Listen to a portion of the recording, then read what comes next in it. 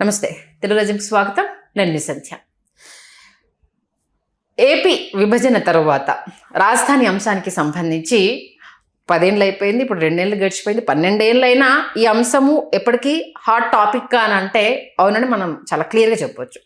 అమరావతి మన రాజధాని అని గెజిట్ తీసుకొచ్చినా కూడా మావిగన్ అంటూ వైఎస్ జగన్మోహన్ రెడ్డి గారు అంత స్ట్రాంగ్గా ఎందుకు పట్టుబడుతున్నారు? రేపు నా ఎలక్షన్ ఎజెండా మావిగనే అంటూ అంత ధైర్యంగా నేను జనాల్లోకి వెళ్ళబోతున్నాను, తాడో పేడో తేల్చుకుంటాను అని అంటూ 2.5 సంవత్సరాలు ఉండంగానే ఇంత అగ్రెసివ్గా, ఇంత ముందస్తుగా ఆయన ఆ ప్రణాళికను తెర మీద తీసుకురావడం ఏంటి ఆయన ధైర్యం? నిజంగానే మావిగన్ అనేది అంత పవర్ఫుల్ అస్త్రమా? జనాలు మావిగన్కి సంబంధించి యాక్సెప్ట్ చేసే రోజులు రాబోతున్నాయా? అధికార పక్షం భయపడుతుందా మావిగన్ విషయంలో? ఏం జరుగుతుంది తెలుసుకునే ప్రయత్నం చేద్దాం. Senior political analyst KS Prasad గారు మనతో ఉన్నారు. ఆయన మాటల్లో. ప్రసాద్ గారు నమస్తే అండి. నమస్తే అమ్మా.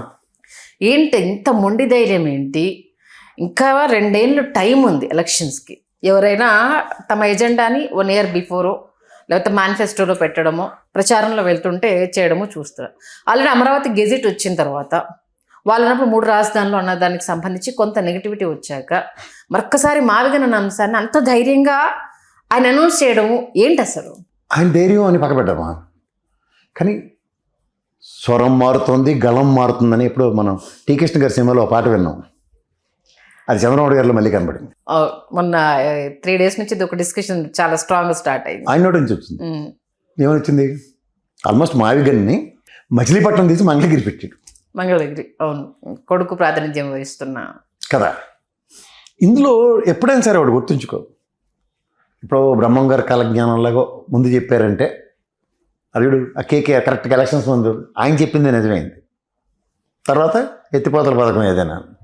సో అట్లాగే కొన్ని ఒక మాజీ ముఖ్యమంత్రి స్టేచర్ ఉన్నవాడు దూరదృష్టితోనే మాడతాడు అన్నది బేసిక్ లాజిక్ కూడా.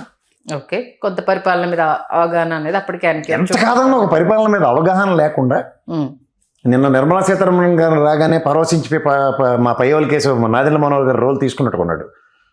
నిర్మలా సీతారామన్ గారు అద్భుతమైన డబ్బులు ఇచ్చేస్తారు అంటున్నారు. నాకు ఎక్కడ బాధ వచ్చిందంటే 94,480 కోట్ల దగ్గర గ్రాంట్ తీసుకొచ్చాడు. గ్రాంట్కి అప్పుకి తేడా తెలియని వాళ్ళని ఏం చేయాలి నాకు అర్థం కావట్లే. అందుకే ఆనంద రామనాయుడు గారికి ఫైనాన్స్ మినిస్టర్ ఇస్తే కాస్త మాకు సబ్జెక్ట్ అని బయటకు వస్తుంది. పయ్యవల కేశవ గారికి అంత అవగాహన ఉన్న వ్యక్తి అనుకుంటే ఆయన ఎలా మాట్లాడతారని నేను అనుకోలేదు. అప్పులకి అవకాశం కల్పించడం దానికి మీరు అప్పులకి ఈ రోజుకి కూడా లెక్క చెప్పలేకపోతున్నారు సార్. రేపు కాగోడు గుండె వచ్చేసి దిగే టైంకి ఫస్ట్ తెలుసుకోండి అది. ఇక్కడ మీరు ఈరోజు మీ గలం మార్చి మావిగన్ని ఇంచుమించి సరిసేట అన్నప్పుడు మీరు ఎంత కాదన్నా అల్లప్పుడు 3 రాజధానులు అన్నదానికి కూడా ఇంతే అవహేళన చేస్తూ ఈ బొర్తక్కు ఛానల్ త్రూగా ఆ విషయాన్ని డైల్యూట్ చేయడానికి మీరు పడిన నానా తిప్పలు ఇంత అంత కదా. ఎలక్షన్ ఇంజనీరింగ్ కూడా చేసుకున్నారు, కానీ తెలుసో తెలియకో నిజాన్ని మాత్రం ఒప్పుకుంటారు. ఏ పరంగా? మావిగన్ ఒప్పుకున్నారు కదా. ఇప్పుడు అంటే మంగళగిరిని యాడ్ చేయడం అంటే నాకు పేరు అవసరం లేదా, వాళ్ళ 3 రాజధానులు అన్నదాన్ని ఒప్పుకున్నారు. లేదంటే ఫైనాన్షియల్ క్యాపిటల్ అన్నది ఎప్పుడైతే వైజాగ్ ఆర్థిక రాజధాని అని ఒకటి తెలుగులోనూ ఇంగ్లీష్లోనే చెప్తే ఇంగ్లీష్కి చెప్పిన దానికి పరవశించిపోయి బుర్రతక్కు బ్యాచ్ ఉన్నప్పుడు మనం ఏం చేయలేం. ఇక్కడ కాన్సెప్ట్ ఏంటంటే అమరావతిని సెంట్రిక్గా ఆయన మొదటిసారి 3 రాజధానులు అని చెప్పినప్పుడు కూడా అమరావతి పరిపాలనా సౌలభ్యం కోసం అక్కడ అని చెప్పాడు. ఇప్పుడు నెక్స్ట్ ఈ కర్నూలు అన్నది చెప్పాడు. ఇప్పుడు ఈ మావిగన్ విషయంలో వీళ్ళ నోట్లోంచి మళ్ళీ అది మాట వస్తే ఎవరిని వేరువేదలు చేయడానికి నాటకాలు ఆడుతున్నారు మీరు అందరూ చెప్పండి. ఇప్పుడు గ్రేటర్ హైదరాబాద్ కార్పొరేషన్ జిహెచ్ఎంసీ అన్నారు. జిహెచ్ఎంసీ లాగా అమరావతి మీరు సిఆర్డి అని ఇంకో చెత్త తీసుకొచ్చి పెట్టారు. ఆ బ్యూరోక్రాట్స్ నారాయణ ఆడుతున్న ఈ కోతికొమ్మ చాటకి రైతులు బలవుతున్నారు. ఇక్కడ ఎవడైనా బలేడా? ఔటర్ రింగ్ రోడ్లో ఏ రోజైనా ఇదే ఛానల్లో ఈ తపేలా ఛానల్ అప్పటి నుంచి ఏడుస్తున్నాయి కదా. ఎవడన్నా ఔటర్ రింగ్ రోడ్ బాధితుడని ఒక్కడు వచ్చాడమ్మా? డెవలప్ అయ్యారు తప్పితే ఎవరో అయితే బాధితులు ఏ రోజున విన్నావు మనం? నువ్వు సీనియర్ జర్నలిస్ట్వి, నేను జర్నలిజం చదువుకున్నాను, నేను ఎప్పటి నుంచో ఫీల్డ్లో నేను ఉన్నాను. ఈ గ్రేటర్ హైదరాబాద్ రేడియస్ విషయంలో కానీ ఒక ల్యాండ్ ఎక్విజిషన్ అన్న మెట్రో విషయంలో కానీ ఎక్కడైనా ఒక అంబిగ్యూటీ చూపించు. ఏం లేదు. తలాత్తోకలని తపెల బ్యాచ్లు అందరినీ పెట్టి what is this non sense? ఇది ఒక మెలోడ్రామా ఇటు నుంచి బ్రహ్మాండంగా పెనట్రేట్ చేస్తున్నారా లేదా? ప్రజలకు అక్కర్లేని విషయం అది. ఇప్పుడు గ్రేటర్ హైదరాబాద్ 180 కిలోమీటర్ల రేడియస్ ఎక్విషన్స్ జరుగుతున్నప్పుడు శ్రీకాకుళం వాడు కానీ విజయనగరం వాడు కానీ లేకపోతే అక్కడ వైజాగ్ వాడు కానీ లేదా ఇటుపక్క కర్నూలు వాడు, మనకి దగ్గర నెక్స్ట్ బోర్డర్ కర్నూలే కదా, ఇక నెక్స్ట్ బోర్డర్ మన కోదావరి దాటిన తర్వాత వచ్చేది నెక్స్ట్ స్టేట్ జంగారెడ్డి కూడా కదా. వీళ్ళు ఎవడైనా కనీసం రియాక్ట్ అయ్యాడమ్మా చెప్పు ఒకసారి. కాకపోతే ఇప్పుడు అమరావతి అని గెజిట్ తీసుకొచ్చిన తర్వాత మరొకసారి మావిగనాన్ని తీసుకొస్తే ఎలా దాన్ని సింక్ చేస్తారు అనేది. ఇప్పుడు మావిగన్ మా ఎజెండా అన్నప్పుడు 3 ప్రాంతాల డెవలప్మెంట్ ఎజెండా అన్న కాన్సెప్ట్ని కాకుండా మావిగన్ రాజధాని అంటే అలా బస్సు ఏది ఎవడో బుర్ర తక్కువ వేదవాళ్ళు అందరితో ఫోన్లు చేయించి ఈ చెత్త చెదరం కాదు కదా. విజయవాడ నుంచి మచిలీపట్నం బస్సు లేదా, విజయవాడ నుంచి గుంటూరుకి బస్సులు లేవా? ఉన్నాయి, ఎందుకు లేవు? లేకపోతే మీ మొహాలకి అక్కడెక్కడ సెక్రటరియట్ అమరావతిలో ఉంటే ఊపుకుని వెళ్ళట్లే విజయవాడలో దిగి బస్సు అడుగుతున్నారు రేటి ఏ బస్సు ఎక్కాలని. ఇప్పుడు గ్రేటర్ హైదరాబాద్ కార్పొరేషన్లు ఎన్ని కార్పొరేషన్లు ఉన్నాయి? మున్సిపల్ కార్పొరేషన్లు. ఇవన్నీ కలిపితేనే కదా రెవెన్యూ మాడ్యూల్. అవును, రెవెన్యూ మాడ్యూల్ కాదంటే సంపద సృష్టిస్తామని పకోడీ కబుర్లు మీరు ప్రభావితం అవుతారు, కానీ సంపద మేము ఎవరికి జేబు భారం పడకుండా పరిపాలించిన చెప్పిన మాటలకు మీకు అంత కష్టంగా ఎందుకు ఉంటున్నాయి? దాని భయం అంటాం మేము. ఇప్పుడు ఇదే జగన్మోహన్ రెడ్డి తన ప్రాస్పెక్టులో ఆలోచిస్తే రెవెన్యూ జనరేషన్ గ్రేటర్ హైదరాబాద్ అన్నది, లేదా గ్రేటర్ అమరావతి, లేదంటే గ్రేటర్ మావిగన్నో, దానికి పేరు పెట్టడానికి ఏముంది?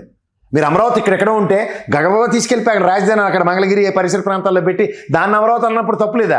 60 కిలోమీటర్లు దాటి ఉంటుంది మీకు డిస్టెన్స్ తెలుసా? ఒరిజినల్ అమరావతికి వీళ్ళు పెట్టిన పేరు అమరావతికి విన్నాను, అది చూడలేదు కానీ ఇప్పటివరకు విన్నాను. వాస్తవం అమ్మా. అలాంటిది గ్రేటర్ హైదరాబాద్ 180 కిలోమీటర్ రేడియస్ అంటే గ్రేటర్ హైదరాబాద్ అని పేరు పిలిస్తే మీకు బాధ లేదు, కానీ దాన్ని మావిగన్ అని పిలిస్తే బాధ వస్తుందా? పేరే కదా రాజధాని. నేను చెప్పట్లే, మళ్ళీ రాజధాని అమరావతిగా గ్రేటర్ హైదరాబాద్ విస్తరణకి సార్ ప్రజలు ఇప్పుడు దీనికి నేను 12 ఏళ్ల నుంచి రాజధాని విషయానికి సంబంధించి ఫస్ట్ అమరావతి అనుకున్నాము. సరే, అక్కడ ఏదో మోసం జరుగుతుందని ప్రజలు అది విశ్వసించారు కాబట్టి జగన్మోహన్ రెడ్డి గారికి అధికారం ఇచ్చారు. ఆయన అదే అమరావతికి సంబంధించి గతంలో ఆయన చేసిన కామెంట్స్ కొంత తెరమెత్తికి రావడము, ఇప్పుడు ఒక దగ్గర కాదు 3 రాజధానులు పెడదాము అన్న కాన్సెప్ట్ తీసుకొస్తే మళ్ళా అటు అమరావతి ప్రాంత రైతులే ప్రభావితం అయ్యారా లేకపోతే ప్రజలే తిరస్కరించారా, ఇది ముందుకు వెళ్ళట్లేదు అనేసి అని అది అయిపోయింది. ఇదంతా బ్రేకింగ్. సరే, అమరావతికి జై అన్నాం, ఇప్పుడు అన్నాలు కూడా రాజధాని కాబట్టి. 151 జగన్మోహన్ రెడ్డి గెలిచినప్పుడు అమరావతికి ఎంత చేసిన చంద్రబాబు నాయుడికి 6 పల్లెలు పెట్టారో గెలిపించారు, ఓడించారు. మరి అది ఎజెండా కాదు, అది ఎవరికి ప్రజలకు సంబంధం ఉన్న విషయం కాదు. అదేంటి 3 రాజధానులు చెప్పారని చెప్పి నాకు జగన్మోహన్ రెడ్డి కానీ మెచ్చి మేకతో వేశారా? వైజాగ్ నొన్న గుండు గీశారు, విజయవాడ గుంటూరు గీశారు, కర్నూలు కూడా గుండు గీశారు. సొంత రాయలసీమ ప్రాంతానికి సంబంధించి అక్కడ నేను చెప్తుంది ఒక ప్రాస్పెక్టివ్ ఆఫ్ క్యాపిటలిజము క్యాపిటలైజేషన్ అన్నది కాన్సెప్ట్ చూసుకుంటే ఎక్కడ లేదు కదా, ఎవరికి మేలు రాలేదు కదా. అమ్మ మాకు రాజధాని చేస్తా అన్నాడు కాబట్టి జగన్మోహన్ రెడ్డికి ఓటేస్తామని అలా అయ్యలేదు. అమ్మ మాకు రాజధాని వద్దు కాబట్టి తెలుగుదేశంకి ఓటేస్తామన్న కాన్సెప్ట్ చేయలేదు ఈ 3 ప్రాంతాలు. ఎగ్జాంపుల్ చెప్తున్నా, ఈ కోణంలో ఎందుకు ఆలోచించట్లే ఎవరు? అంటే ఇప్పుడు మావిగన్ ఇప్పుడు నిజంగా చెప్పాలంటే కర్నూలుడు కానీ లేదంటే మనకు విశాఖపట్నం వాడు కానీ నెక్స్ట్ ఇంకోటి ఏటమ్మా అన్నాడు అమరావతి వాళ్ళు. అమ్మ మాకు ఇక్కడ నుంచి కదల్చకుండా ఉన్నాడు జగన్మోహన్ రెడ్డి ఒకటేనేసారా? అక్కడ కర్నూలు న్యాయ రాజధాని అన్నాడు కాబట్టి అమ్మ బెంచ్ తీసుకొస్తాడు జగన్మోహన్ రెడ్డి భరోసా మాటిస్తే మడం తెప్పడని ఓట్లేసారా? విశాఖపట్నం ఆర్థిక రాజధాని, ఇప్పుడు ముంబై ఆర్థిక రాజధాని అంటాం దేశానికి. ఏమైనా వెళ్ళి గవర్నర్ అక్కడే కూర్చుంటుందా లేకపోతే నిర్మలా సీతారామన్ అక్కడే కూర్చుంటుంది ఆవిడ? మరి ఆ పాటి అవగాహన లేకుండా కూర్చున్నారు బొంబై వాళ్ళందరూ. అయ్యో బాబోయ్ మాది ఫైనాన్షియల్ క్యాపిటల్ అయిపోయింది కాబట్టి వాళ్ళు ఏమైనా పార్లమెంట్ సమావేశాలు పెట్టమని అడుగుతున్నారు. లేదు, ఇది ఎక్కడ దరిద్రం నాకు అర్థం కదా. అంటే అంత బుర్ర తక్కువ వల్ల కనబడుతున్నాం ఆంధ్రప్రదేశ్ ప్రజలంటే. మీరు రాజధాని అనే కోతికొమ్మ చాట ఆడిస్తుంటే ఇక్కడ నేను అంటుంది డెవలప్మెంట్ ప్రాస్పెక్ట్లో ఎందుకు ఆలోచించరు? ఇన్ని మాటలు చెప్పారు కదా మరి చంద్రబాబు నాయుడు. ఏంట్రే 34,000 ఎకరాలు మున్సిపాలిటీయా? మన నవనగరాలు అద్భుతాలు, ఆ సింగపూర్ కన్స్ట్రక్టిజం అలా ఈశ్వరన్ గడు ఇవన్నీ మాకు అరికథలు. అప్పుడు చెవులో క్యాబేజీ పూలే. అందుకే కదా రిజల్ట్ అప్పుడు ఎలా ఇచ్చారో మనం చూసి. నేను అంటుంది అదేనమ్మా, నీకు ఇప్పుడు నవనగరాలు కట్టే ఛాలెంజ్ని కన్ఫైన్ చేసి మున్సిపాలిటీయా, అందుకే 1,00,000 ఎకరాలా? అంటే ఏదైనా కమర్షియల్ యాక్టివిటీయా రాజధానులు కట్టడం లేదంటే? ఇప్పుడు మావిగన్తో ఇన్ని కబుర్లు చెప్తుండ్రు. ఫస్ట్ 1,500 కోట్లు రాజధాని కోసం కేంద్ర ప్రభుత్వం ఇచ్చిన దగ్గర నెక్స్ట్ ₹1 ఇవ్వకపోతే కదా జగన్మోహన్ నాకు 100 సార్లు అని చెప్పి దాంట్లో కలిగిన కట్టి కళ్ళు గంజని అన్ని బిల్డింగ్లోనే పరిపాలించుకున్నాడు కదా ఆయన. మరి మీరు వచ్చినకల్లా అద్భుతాలు సూదిగా ఉండాలి. నారాయణ పైకి ఎక్కాలంటే ఎలివేటర్లోంచి ఆ పై సూది మించి ఇలాగా లిబర్టీ స్టాచ్యూ చూపించినట్టు చూపిస్తాడు. ఆయన కళ్ళ సాకారం చేయడానికి నేను అమరావతి కోరుతున్నానని చెప్పండి ఎవడైనా. ఇదే అవుతోంది అక్కడ. పులి మీద బలవంతాన్ని చంద్రబాబు నాయుడు ఎక్కించినోడు అంటే నారాయణే. ఓకే, అవునన్నా కాదన్నా? ఇప్పుడు మావిగా నిజంగా అంత ఎఫెక్ట్ రాబోయే రోజుల్లో చూపించబోతుంది. ఎవరి కోసం చూపించింది? ఇప్పుడు ఆ ప్రాంతంలో, ఇప్పుడు గ్రేటర్ హైదరాబాద్లో మన అందరం చుట్టుపక్కల నానక్రమ కూడా, కొప్పాలు కూడా అన్ని ఫలితాలు అనుభవించిన విజన్ కనబడుతుంటే ఇంకోటికి చంద్రబాబు నాయుడు తప్ప ఇంకొకటికి విజన్ ఉండదా మార్కెట్లో? అది ఒక్కరు సొంతమేం కాదు కదా విజన్ అనేది. మరి ఫ్లోటింగ్ లో వస్తూనే ఉంటుంది, అది ఒక దగ్గర ఆగిపోయేది కాదు అది. ఇప్పుడు జనాన్ని తీసుకెళ్ళి కూడా ఆడ కూర్చోబెట్టాలి నువ్వు. ఇప్పుడు నీకు వచ్చిన తలకనొప్పి ఏంటంటే అమరావతిలో ఇప్పుడు చంద్రబాబు నాయుడు గారు కడుతున్న బిల్డింగుల్లో ఐఏఎస్ ఆఫీసర్లు, ఐపీఎస్ ఆఫీసర్లు, హైకోర్టు జడ్జిలు, హైకోర్టు స్టాఫ్లు, సచివాలయం స్టాఫ్లు మాత్రమే ఉంటారు. ప్రజలేరి ఉండరు కదా. ప్రజలేరి చెప్పండి దీనికి సమాధానం. ఎక్కడ ప్రజలు ఉన్న దగ్గర ఇలా విస్తరించింది. అదే కాన్సెప్ట్ జగన్మోహన్ రెడ్డిది. సరే, ఇప్పుడు అంటే మావిగన్ అనేది రాబోయే రోజుల్లో ఏపీ రాజధాని అనేది జగన్మోహన్ రెడ్డి ఎజెండానా, లేకపోతే ఏంటి కన్ఫ్యూజన్ అనేది మిస్ అవుతుంది సార్? దేనికి కన్ఫ్యూజ్ అవుతుంది? ఇక్కడ అమెరికా పోల్ నుంచి అన్ని తరలించారు. బిల్ గేట్స్ ఏంటంటే వచ్చి నారాయణ సూదిగా కట్టి బిల్డింగ్ లో కట్టకపోతే నీకు మైక్రోసాఫ్ట్ ఏమన్నా చెప్పాడు చంద్రబాబు నాయుడు గారిని. లేదు, అయితే ఐఎస్బీ వాళ్ళు వచ్చి మంచి టీ తాగారు, మంచి టిఫిన్ తిన్నారు సార్ దగ్గర తిని, ఈ పాత పడిపోయిన హైకోర్టులో ఎక్కడ ఉండరు ఇదే అంటే మీరు సూదిగా నారాయణ గారు కట్టమన్నట్టు కడితేనే కానీ మీరు రావని ఏమని చెప్పారా? లేదు. నీకు డెవలప్మెంట్ అన్నది ఎక్కడ చూస్తున్నావు? ఎక్కడ నువ్వు కొండల్ని పిండి చేసే సామర్థ్యం హైదరాబాద్కు ఉందా లేదా?